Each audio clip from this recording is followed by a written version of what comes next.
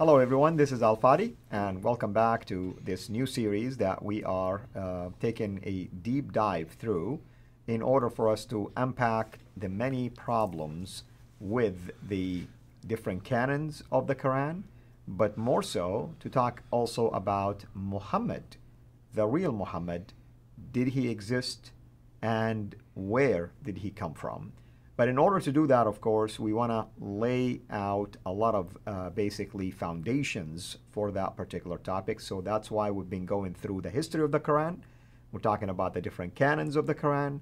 And we pointed last time some of the problems with the different canons. We called them the five canons and the problems with the five canons. Today, believe it or not, if you thought there is the wrong man and the wrong book, today we're going to talk about the wrong Arabic language as well, the Arabic language of the Quran, that is.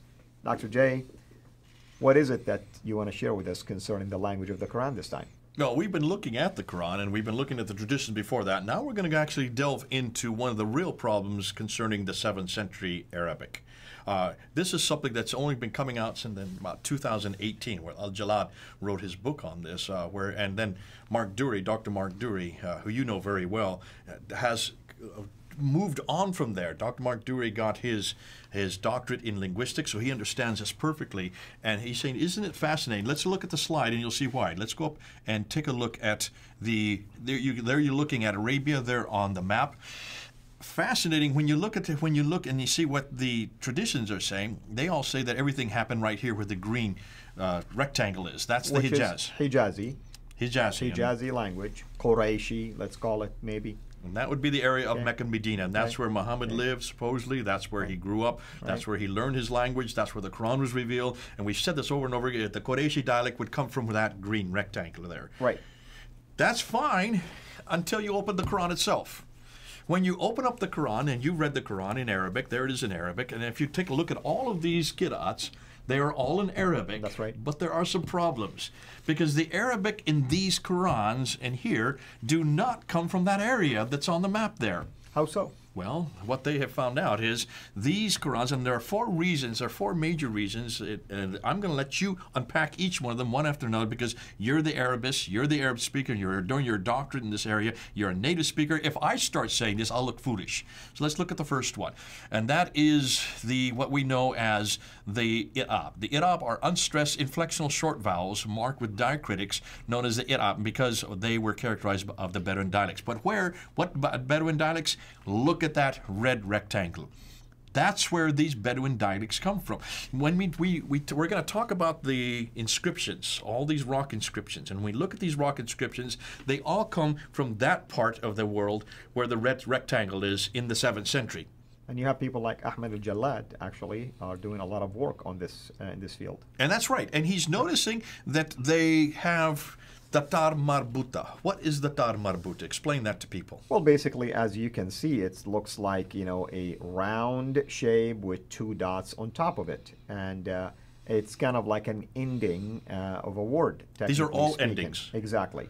And so it's the at sound that comes at the end of the word. That's right. And that is like Jannah, the word Jannah. It ends with a ta marbuta. Ta marbuta, and you can Hikmah, things like that. And you see them all through the Quran that we have in our hand today. Yeah.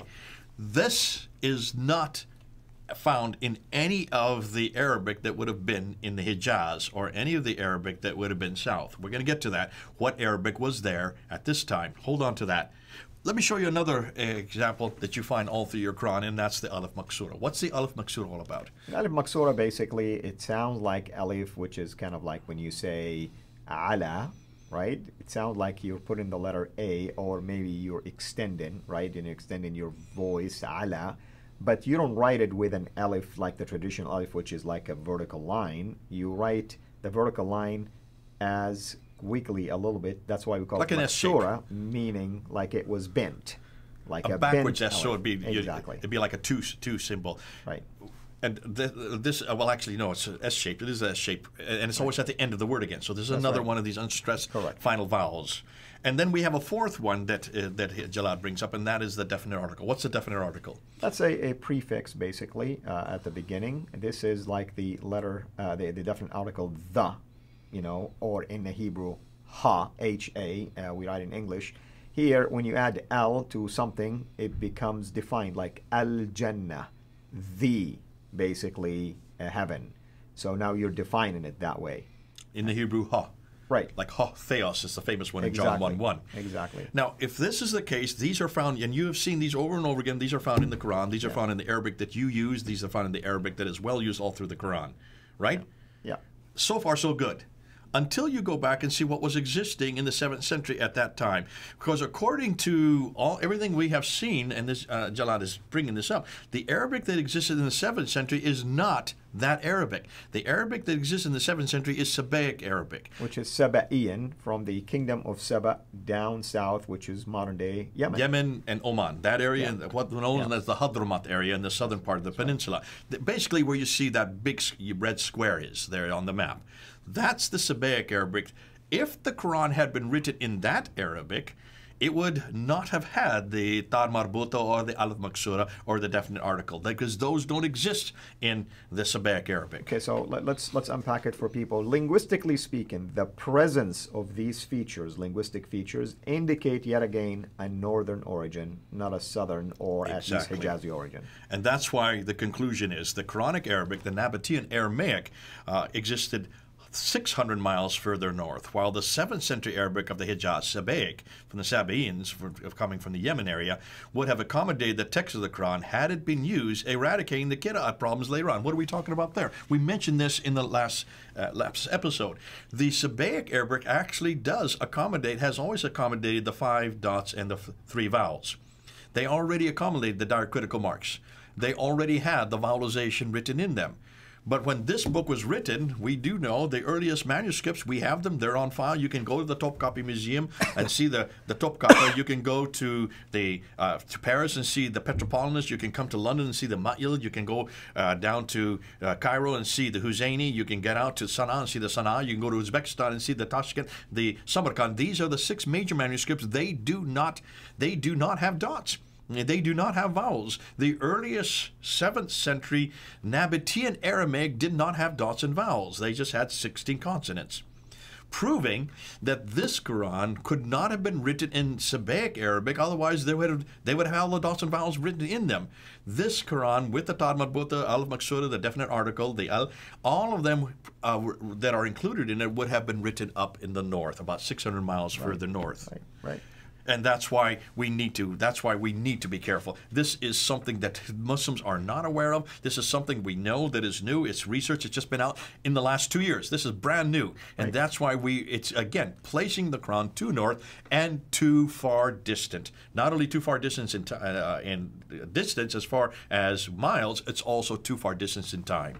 So Jay, I mean, you've been doing this conundrum series. If you can give people just a quick overview of what you've been doing. You have the conundrum concerning the Qibla, right? I have five Qs. Right, and you have the one related to Qira'at.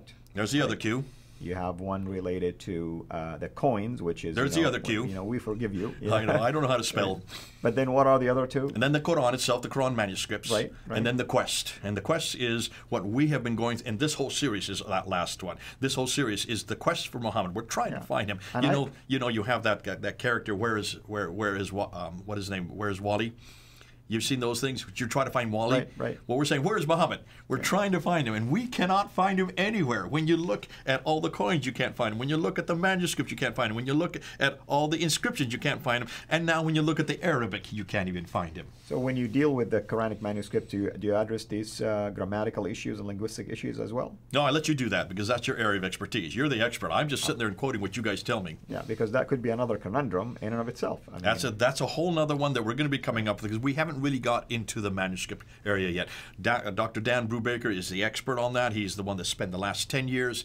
He has looked at 10,000 folios. Let me repeat that again because I know Yasser Qadi misquoted him on that. Yeah. Not 10,000 manuscripts. He's looking at folios. That means pages. Right. So he's probably far no one else has done what he has done in that area. And I want to point out to people about what we just mentioned concerning the grammatical issues.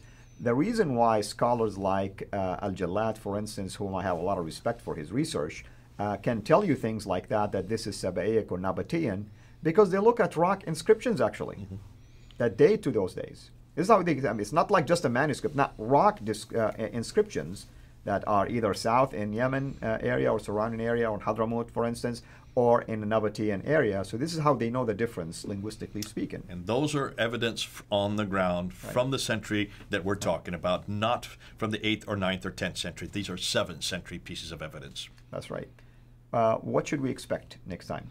Well, what we want to do for the next time is we want to go into and look at now Muhammad himself. We want to go and ask these questions. Where does he come from? What are we finding out about him? And what I really want to look at are the coins. This is the third Q, or in this case C. I want to look at the coins because by far this is the most devastating. We're going to get into that. It's exciting. I know this will be new for you. It'll probably be new for all those who are watching. Watch and see what we can show you now with the coins. All right.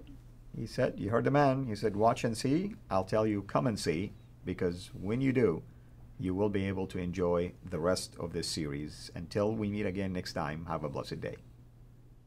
Thank you so much for taking the time to watch this video. We can't make these quality videos without the help of partners like you. So please consider becoming a Patreon supporter today at patreon.com/Sira International. I want to make sure you always get notified when we release a new video.